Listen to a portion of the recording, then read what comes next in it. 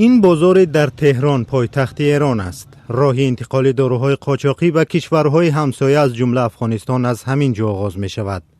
بیش از 30% مواد داروواری در افغانستان استحصال ایران است که با راه قاچاق وارد این کشور می شوند. در انبارهای دارو در افغانستان داروهای هم هست که در خود ایران کمچینند.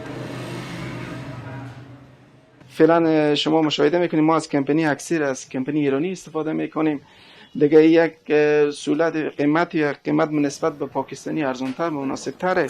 کیفیت از این واقعیت خوبه. فعلا مریضایی که میبرم استفاده میکنم راضی ام از این آمپول انسولین مکسیک. یک قاچاقچی مواد داروواری در صحبت با رادیوی فردا شیوه کارش را نقل کرد. روزانه هر روز کسی داره، هر روز صبح میره دیگر میاد از ایران. زیادتر همین انسولین است که دیگه یک موادای دیگه است که به خاطر دستگاه مواد قندینا استفاده میشه که به نام F6 یاد میشه. یکی اوست و دیگه همین بعضی پامادایی که به خاطر سوختگی استفاده میشه پامادا هم از ایران میاد. راه‌های قانونی واردات دارو به افغانستان محدود است. 95% داروواری با راه قاچاق طریق ماشین‌های بارکش و اتوبوس‌ها به این کشور آورده می‌شوند. دوایی که مثلا که ما وارد می‌کنیم اونجا در طیبات زیادتر وقت یا داخل کارتن می‌کنیم یا اینکه داخل گونی می‌کنیم. مقصد دوا معلوم نشه که داخل از این دواست. بعد کسایی که موظف هستن به اونام یک چیز شیرینی میدن بعدن باز تا مرز میه. صدها نفر از دو سوی مرز در این بازار نزد سرحدی هرات به قاچاق داروواری مشغولند.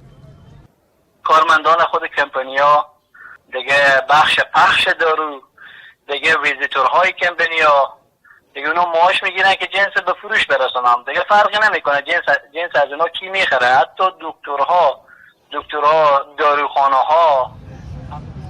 صفت و شیوه درست نگهداری داروهای قاچاقی را کسی کفالت نمی‌دهد. بله مثلا دوایی که راه قاچاق میایه دوایی میکنه استندشونی مثلا شاید تا اینجا میایه در شرایط درجه حرارت در درجاتی که یک دوا ضرورت داشته باشه نگهداری نشه. دوای پرکیفیت قاچاق نمیشه. همیشه دوایی که قاچاق میشه کیفیتش پایین میباشه. چون که قاچاق میشه نرخش پایین می وقتی که نرخش پایین بیه مجبور است کیفیتش از بین ببره. آگاهان میگویند در حالی که قاچاق دارو از ایران به افغانستان افزایش یافته است، در خود ایران ساکنان از کمبود مواد داروواری و نرخ گران آن شکایت دارند.